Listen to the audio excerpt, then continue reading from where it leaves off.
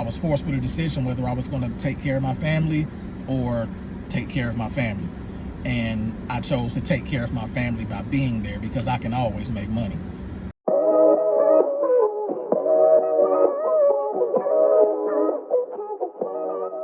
Hey, what's going on, everybody? What's going on? Good afternoon. It is August 10th, Tuesday, and it is 4 o'clock on the dot. Getting ready to do some headlights, but in the meantime, I wanted to stop and talk to you all about why I left my job as a general manager.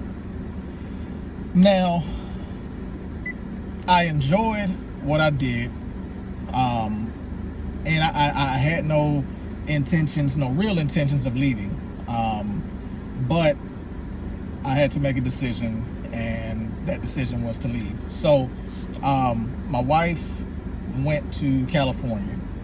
She went out there with my daughter and with our daughter, and she was going out to visit family. So as she's out there, she's not out there more than 2 days before she calls me, and that's when we find out that we're pregnant.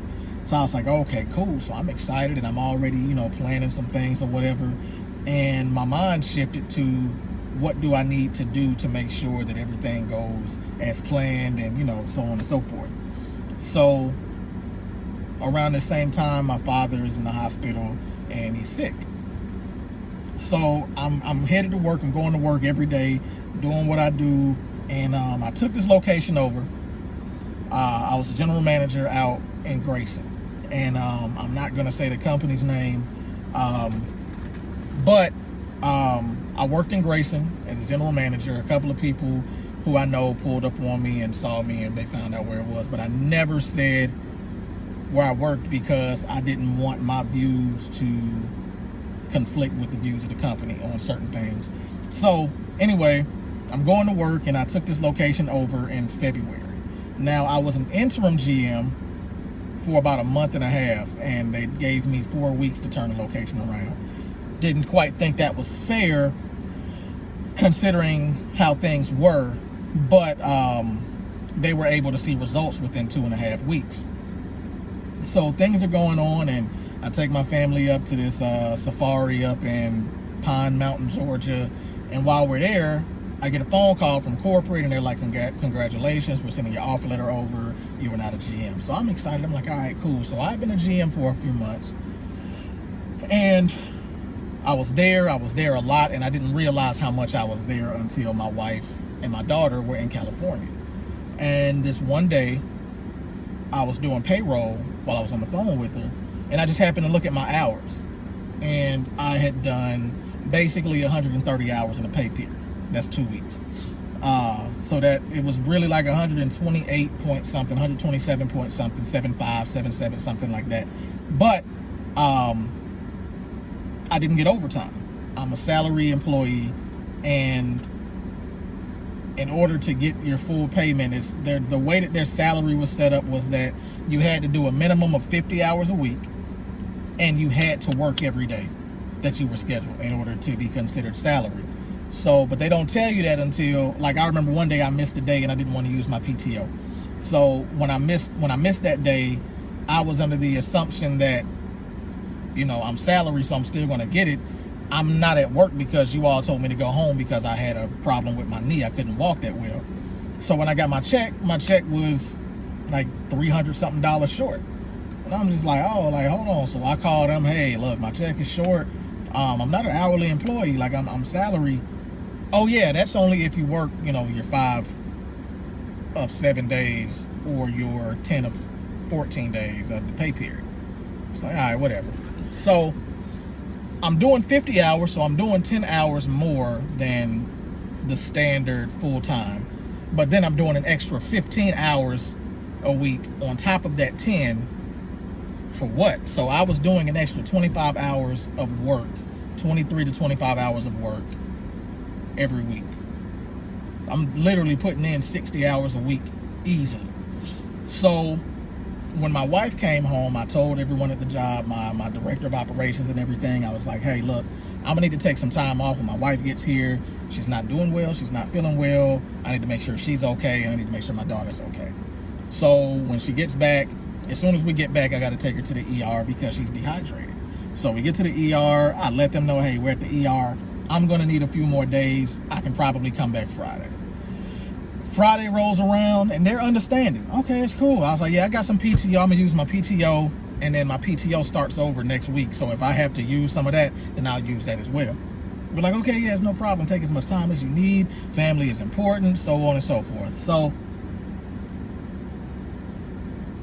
my wife is still not doing well, and I let them know, hey, look, I'm going to need some more time. Now, around this time, it just so happened that we got the phone call that my dad wasn't going to make it through the day. So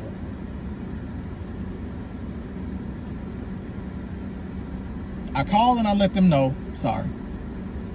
I call and I let my director of operations know what's going on. The funeral is going to be in Augusta. We got to travel. I don't know when I'm coming back to work. This is what happened. Oh, Jason, we're praying for you. We're sorry to hear that. You take as much time as you need. But only thing I can say is don't dig yourself a hole that you can't get out of. You know what I mean? And I was like, I don't even care at this point what that means. Yeah, so whatever that means, I don't know. But you told me to take as much time as I need, so that's fine. What do you think you need? A month, 2 months, 3 months? You know, we want you to be able to come back and focus, so just let us know what you need. I was like, okay, I'll let you all know after the funeral, after we get settled and everything. I don't know right now. So we're riding down to Augusta. I'm driving. I get a phone call from my director of operations. I don't answer because I got the GPS on. So we pull over to a gas station and we're filling up and we're getting ready to get some food. And I check my voicemail and it's like, hey, Jason, just wanted to let you know that we need you to contact HR to figure out when you're coming back to work.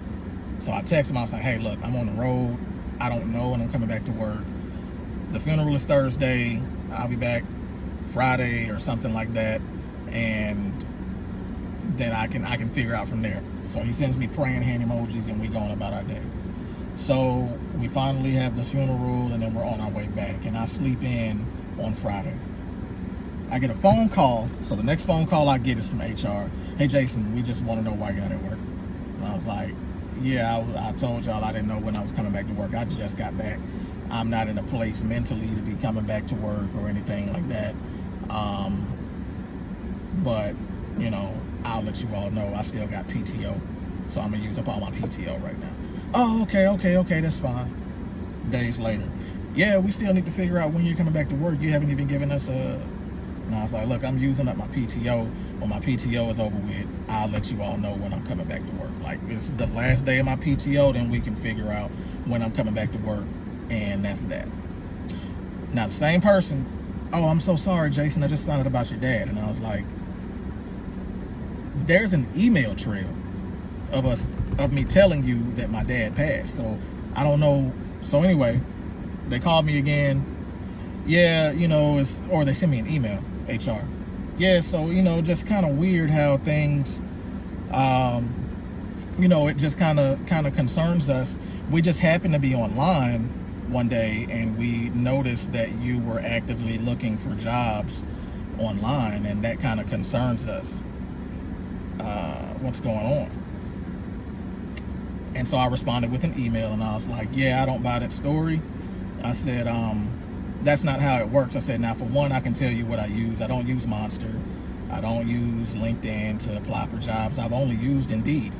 And so I said, what happened is, what I believe happened is, because I've been using this platform for a long time and so on and so forth. I've been using it for a long time, and you are not able to have access to see when your employees are applying for jobs or not. You can't see that. That goes against their privacy policy and so on and so forth. I said, so what happened is I left my Indeed up on the computer because I would hire people through Indeed as well. But my Indeed was connected to my personal Indeed. What somebody did was got on the computer, noticed that I was logged in, and just went through my information. So if that's what actually happened, then we've got a whole different can of worms that we haven't even opened yet. So I will let you all know when I'm coming back to work. And with that being said, I'm probably not going to come back to work, so I will return my key. Well, you already have my key. I'll return my company card and all of that stuff, and you all can have it. I have to make a decision whether I'm going to be there for my family or not. My wife is not in a position to take care of herself, nor our daughter. My father just passed. I need to make sure my mom is good, all of that stuff. And the fact that y'all are so worried about me coming back to work shows me how you all value me. You all will have somebody in my position in the next 3 days. That's how companies work, and that's that. So that's why I left my job. I left my job because I was doing too many hours, to the point my wife and my daughter's first day back from California, I was there when my daughter woke up, and she looked at me and she smiled and she said, "Daddy, what are you doing here?" And I laughed and I said, "Baby, I live here. I'm here with you. Like, you know, I'm here. What do you mean?" And so I just thought it was one of her little cute antics or whatever that she did at, you know, 3 years old age. But she took a nap that day. She spent all day with me, took a nap, woke up from her nap, saw me again. "Daddy, what are you doing here?" And this went on for days. And it didn't register until I just thought about it. Then I was like, wow, my daughter is not used to seeing me because I'm at work so much. I'm gone when she wakes up, and she's getting ready to go to bed when I get home. That's not good. And for everybody who knows me, they know I'm a hands-on, very active father, very active husband. Like, I am very family oriented. So to not be around my family was bothering me. So when I realized that this company was putting this location above my well-being, my family's well-being, so on and so forth, that was an easy decision. And it's something that I battled with for a while. I was like, should I not? I don't know. But that was the tipping point. I'm not going to let you kill me. I'm not going to let you overwork me, especially when I realize what's going on. But I'm not going to let you disrespect my mentality or my intelligence or anything as well. So it was a culmination of things, but I was forced with a decision whether I was going to take care of my family or take care of my family. And I chose to take care of my family by being there, because I can always make money.